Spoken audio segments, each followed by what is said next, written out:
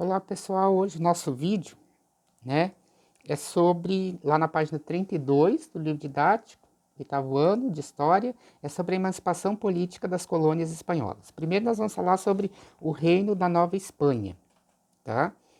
Que era no México, e lá que era a sede da administração dos outros vice-reinados que existiam nas regiões dominadas pela Espanha, ok? Nós tivemos uma elite crioula, que fez todo um processo de independência, que levou o México à independência, né? Mas, no entanto, essa elite crioula, ela não arquitetou e não planejou na concepção das ideias, né? Quem arquitetou esse movimento de independência e esse rompimento com a Espanha foi a elite crioula, que era uma elite estudada, né? Era uma elite rica e poderosa e que tinha os objetivos de acabar com o monopólio comercial feito pela Espanha e também obter, né, direitos políticos de governar, né? Então isso movia ela junto aos ideários iluministas, que a gente já conversou na aula anterior. Mas ela contou também com outros segmentos da sociedade daquele vice-reinado, que foi os escravizados indígenas, que tinham sua mão de obra, né, vamos dizer assim, utilizada de forma escrava, através da mita e da encomenda, né, que era uma espécie de trabalho escravo, forçado, contrariado, e também uma população nativa que queria melhores condições de vida. Então contar com a emancipação política era o que queria os crioulos. E o restante do segmento social queria melhorias de vida, como reforma agrária e o fim da exploração da mão de obra, né, feita pelos indígenas, né, explorado pelos indígenas. Então, esses elementos eram até contraditórios, porque o que os crioulos queriam? Romper com a Espanha, mas ao mesmo tempo manter a mesma estrutura social da colônia. Porque eles queriam era governar, eles queriam ter o direito de vender os seus produtos para quem quisesse, pelo preço que quisesse, liberdade comercial que o pacto colonial restringia, mas eles não estavam a fim de tirar a mão de obra que eles ocupavam nas suas fazendas, eles não estavam a fim de dividir as suas terras, né? Na verdade, o que eles queriam era conseguir poder político e econômico, aumentando o poder que já tinham, e não distribuir benefícios para as populações, vamos dizer assim, mais pobres e menos assistidas naquele vice-reinado, tá? Então, nós tivemos algumas figuras importantes, que foi o padre Miguel Hidalgo e Costilha, né, capturado e morto em 1811, o José Maria Meirelles Pavon, morto em 1815, e um camponês, né, o camponês Vicente Guerreiro.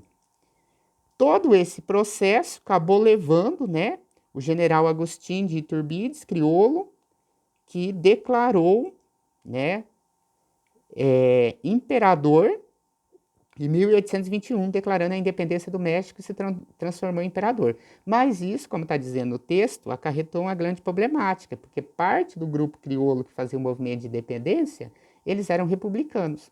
Acabaram assassinando Itubides e declararam uma república. O México passou a ser uma república, porque até não condizia o fato de romper com a Espanha, que era uma monarquia absolutista, e implantar um absolutismo aqui no novo país independente, como aconteceu com o Brasil, né? Porque o Brasil fez a sua independência de Portugal, rompeu com Portugal a monarquia absolutista e acabou criando uma nova monarquia aqui para fazer a manutenção dos poderes da elite, porque a elite queria era romper, era a mesma coisa que queria os crioulos lá no Novo México, né? Eles queriam era romper com o pacto colonial e romper politicamente com a Espanha para adquirir poderes políticos, mas eles não queriam mexer na estrutura social. Então, para fazer a manutenção da estrutura social aqui na colônia portuguesa, se implantou uma monarquia. E lá, no caso, se optou por uma república. Inicialmente uma monarquia, mas o Iturbides foi morto, venceu, né, foi vencido, e a elite crioula republicana acabou implantando uma república, tá? E levou o general Guadalupe Vitória em 1824 ao poder. Mas, no entanto, né, a classe crioula conseguiu o que queria. Hoje ela não está mais, né, sobre o pacto colonial, pode vender para quem quiser, comercializar com quem quiser, tem o direito de governar, né, que era um direito político que ela queria, mas, no entanto, o processo de escravidão e do trabalho forçado do indígena não aconteceu assim tão rapidamente, né? E a reforma agrária também, as lutas sociais continuaram, porque também essa elite não ia pegar suas terras e dividir para a população pobre, né? Ficou um jogo de interesses que eles atuaram para levar ao sucesso do rompimento político com a Espanha e beneficiou essa elite crioula que depois não assistiu essa população que ajudou eles. Se você pegar aqui a obra que está apresentada do Rivera, Diogo Rivera, aqui embaixo, que foi produzida depois de algumas centenas, né, de algum século depois da emancipação política do México, você vai ver que ele, como um, um grande disseminador dessas ideias de liberdade, de igualdade e pela luta camponesa na região, ele pinta essa obra e nessa obra ele coloca aqui no rodapé da obra, na parte embaixo do quadro, a chegada dos espanhóis, porque houve um conflito com os espanhóis, não se gritou igual nós temos a ideia que no Brasil que gritou independência ou morte, no outro dia nós estava livre, não teve guerra, não teve nada, só foi acordo político. No caso aqui, a não ser alguns incidentes, né, no litoral com navios portugueses. Aqui teve uma luta armada, sim, teve mortes, teve conspiração, vocês viram que mataram o próprio José Maria, mataram o Miguel Hidalgo, né? E teve disputa política, porque acabaram matando o Itubides para colocar o Guadalupe no poder.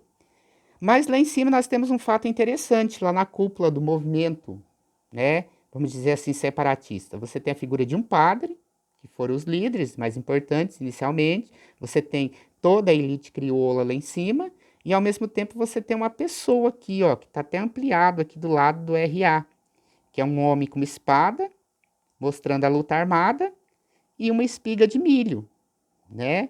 Que no caso mostra todo o poder da terra, da posse da terra.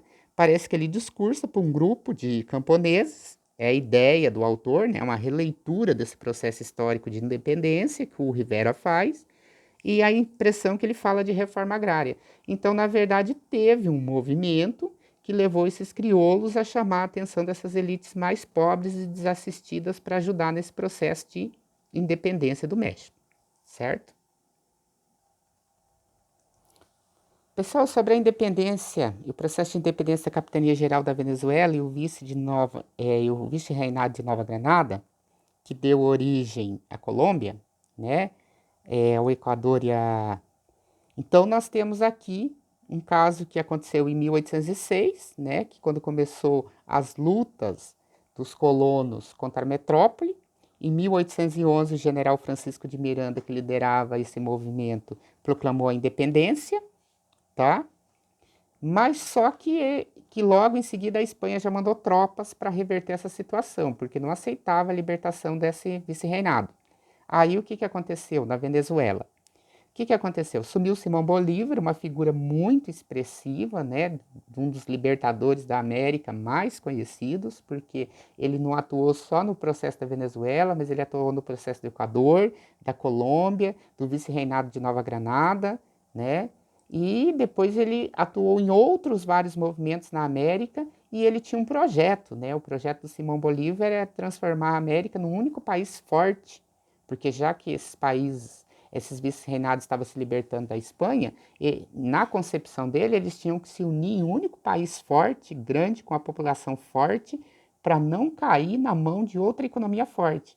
Infelizmente, o projeto dele não deu certo, porque as elites locais, para se unir, teriam que perder o seu poder local. E elas não quiseram, porque elas lutaram foi para conseguir poder econômico e político.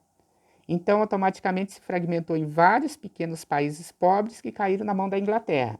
Quando a Inglaterra deixou de ter poder e o poder econômico passou para a mão dos Estados Unidos, automaticamente esses países viraram um palco de atuação da economia dos Estados Unidos. Até hoje são amplamente influenciados pelo poder econômico e político dos Estados Unidos. Então, em suma, se fosse uma visão dele, a gente deixou de ser colônia espanhola, passamos a ser colônia inglesa, porque caímos na dependência da economia inglesa e depois caímos na independência dos Estados Unidos. E até hoje muitos países da América Latina não são totalmente independentes. São independentes politicamente, mas são totalmente independentes economicamente dessas grandes potências. Mas ele assumiu como um líder, que ele já vinha liderando esse movimento há muito tempo, passou a ser o novo governante da Venezuela, expandiu seu poder para a Colômbia e para o Equador, onde também lutou nesses processos de independência, quis formar um único país, mas não deu certo, se fragmentou, formando a Venezuela, o Equador e a Colômbia.